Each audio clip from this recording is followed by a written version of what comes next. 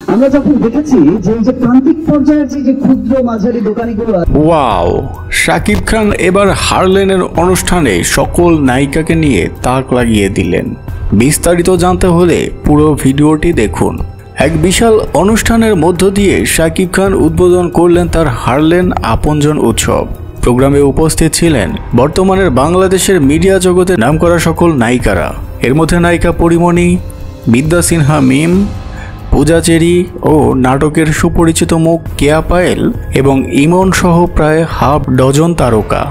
এই অনুষ্ঠানে শাকিব খান বাংলা ইন্ডাস্ট্রির পাশাপাশি তার স্বপ্নের কোম্পানি হারলেন নিয়ে কথা বলেন এবং মঞ্চে কথা বলার সুযোগ করে দেন সকল নায়িকাদেরকেও। সো ভিউয়ার্স, এত নায়িকার ভিড়ে শাকিব খানকে আজ কেমন লাগছিল আপনার মতামত কমেন্ট করে জানাতে ভুলবেন না। আর আমাদের চ্যানেলে নতুন হয়ে থাকলে সাবস্ক্রাইব মাস্ট।